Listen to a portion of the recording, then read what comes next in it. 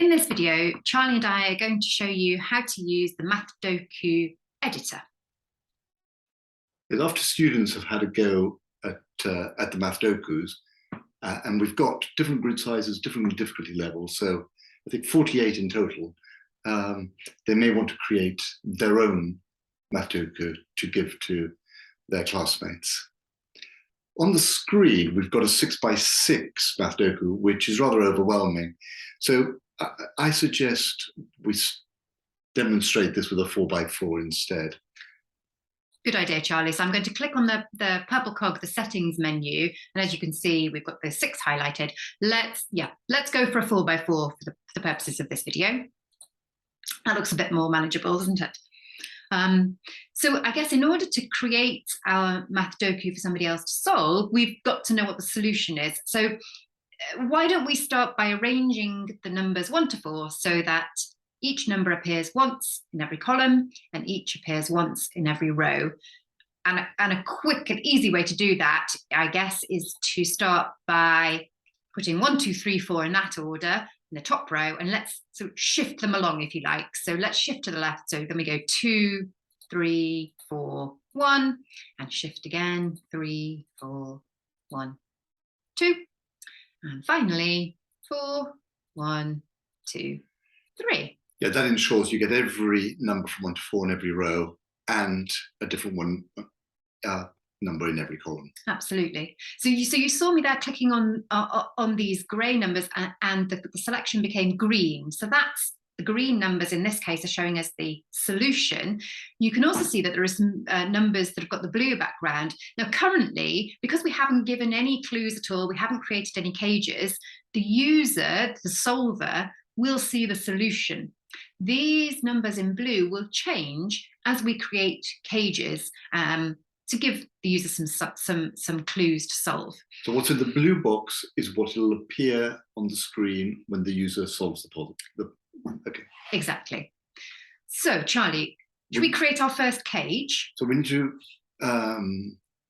break down some walls. Exactly. I like L shapes. So all right. how about an L shape in the top left-hand corner? So okay, yeah. So if I get rid of this, so we've joined those 2 cells, the top left 2 cells together. Currently, the blue square has changed to 3+. So if we only brought down that one wall, it's telling us that that cage of 2 cells has 2 numbers that are up to 3. Exactly. And if you clicked on the blue box, you could change the clue. So you could tell users that the difference between the 2 numbers is 1, or that the product of the 2 numbers is 2, or that the result of dividing one by another is 2. Right. But I think it's more interesting if we make it a 3-cell cage. Okay, so should we add this cell in here? So now we've got a cage which involves these 3 cells. And look, so now the operation, if you like, the clue has changed to take account of the 3rd cell. What should we do? If we scroll through, Charlie, oh look, we've only got multiplication and addition now as options because we've got 3 cells. So a division doesn't make sense anymore. A difference doesn't make sense. You only get division and subtraction when you only have 2 cells in a cage. Right.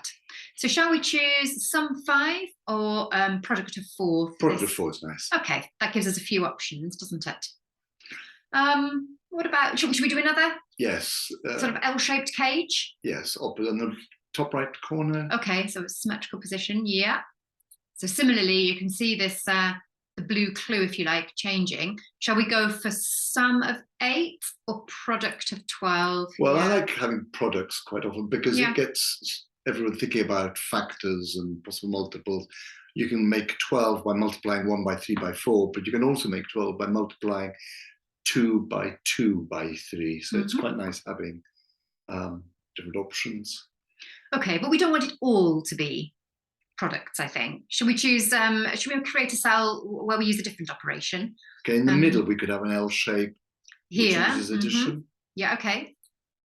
So again, yes, 8 can be made in a variety of ways by adding numbers. So the answer is not obvious. Great, okay. can we do? So we've got multiplications, we've got an addition. Should we do a difference somewhere? Bottom left. Bottom left, yes. Let's join these two. So as we'd like to do a difference. There it is.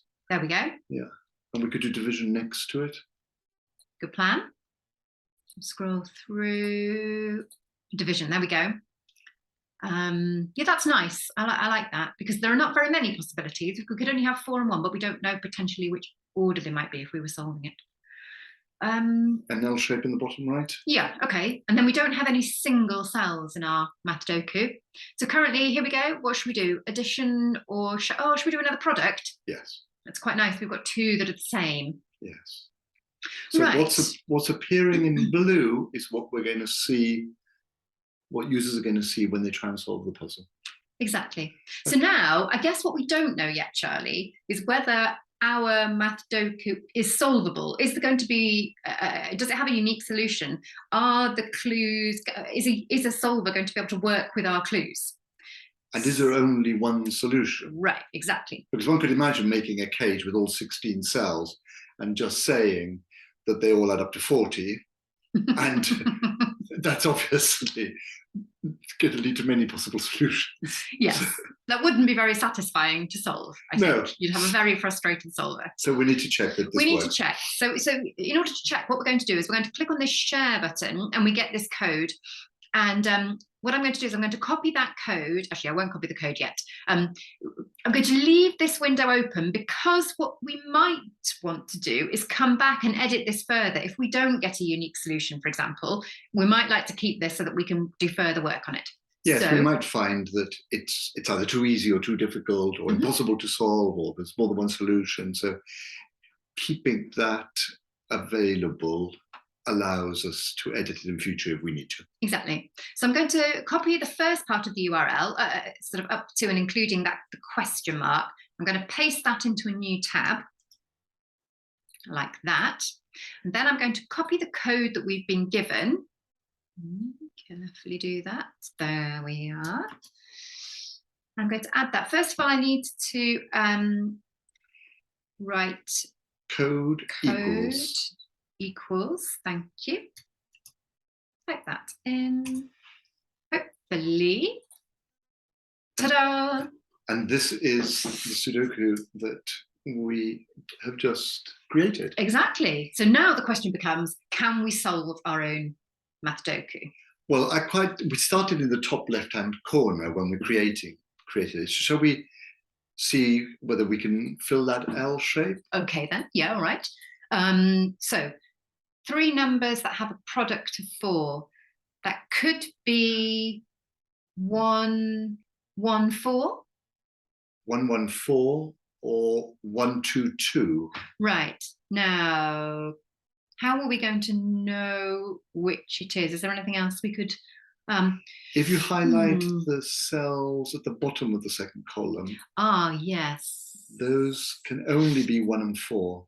I agree. So let's just make a note of that. These can be they can only be 1 and 4, but we don't know yet which way round. But it means that the top one in that column can't be a 1 or a 4. Fantastic. So we can't have 1 times 1 times 4 in that top L shaped. So I think it's going to have to be 2 times 2 times 1. I agree. So we can straight away now fill in that top L. That feels like a rather satisfying start. We've had to do a bit of reasoning, but we've narrowed it down. We've narrowed down the possibilities. The only other number that in the second cell that hasn't got anything can't be a 1, can't be a 2, can't be a 4, so it's going to have to be a 3. I agree, just from normal Sudoku rules. Can we use some normal Sudoku rules up here, Charlie? If we've used 1 and 2 on this top row, I guess they're going to have to be 3 and 4, but we don't know the order. But we don't know the order. But it means that the last number in that L shape is going to have to be a 1, because the 3 times the 4 is going to give us 12. Absolutely. Okay. Oh, look. So now normal Sudoku rules are going to help us determine what that is. And look, knock-on effect means that we can narrow this down now to a 3. And the 4, we know the 4 goes there.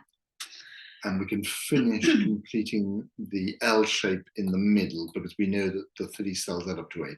And so that's got to be a 1, I think, hasn't it? Okay. So look, this one has implications for this cell. So now we know that can't be a 1. So that's got to be the 4, which means that's got to be the 1. It's interesting to note that so far there hasn't been any choice. We've filled cells with numbers that we were sure were the only ones that met the criteria. So it looks like we're heading for a single solution. It does at the moment, doesn't it? Which is great. I think we can fill in this third column now. Yes. Again, by normal Sudoku rules, we're missing a 2 there, I think. And if you look at the bottom right corner now, yes, there's already a 1 and a 2 in that row. Yeah. And there's also a 4 in that column. So yes, the only possible number that we're allowed there is a 3. I agree. And which means now we can fill in the rest of this cage. Product of 2 and 3 is 6. So I think that's got to be a 2. And that marries with the fact that we're missing a 2 in that column. Oh, look, we're nearly there, Charlie. This has to be a 4. Has to be a 4. This has to be a 3 if we're looking at that row. And happily, 3 and 4 have a difference of 1. Great. Okay. Well, shall we click check answers? Yes. Yay! That's very nice. So actually, in this case, we don't need to go back for edit further. But if one wanted to, you could go back to the previous tab, and you could. Can you add walls where you've broken a wall? Yes. So yes, you can. If for some reason you had a Sudoku that didn't lead to a single solution, you might want to have extra restrictions, or and in that case where you have a cage with just 1 cell, what would happen is you would just be told that has got to be a 1. That's right. Okay, yeah. So you can go back and edit if necessary. That's right. The other thing that we could do is, can you show us the first tab? This is the order in which we had the numbers 1, 2, 3, 4, 2, 3, 4, 1, 3, 4, 1, 2, 4, 1, 2, 3. And many of people might think that this is rather sort of predictable and a bit boring, yes. Because so one way of messing this up while still sticking to the Sudoku rules is to swap a column by another column. So for example, if we swap column number 2 with column number 4. Okay. So the 2 and the 4 in the top row could be swapped around. So this becomes a 4 and this becomes a 2. Yeah. In the next row, the 1 and the 3 gets swapped around. That becomes 3. Then the 2 and the 4, and then the 1 and the 3. So all we've done is swap those 2 columns. So the rules Sudoku still hold, because you've still got the same 4 numbers on every row, and the columns worked before.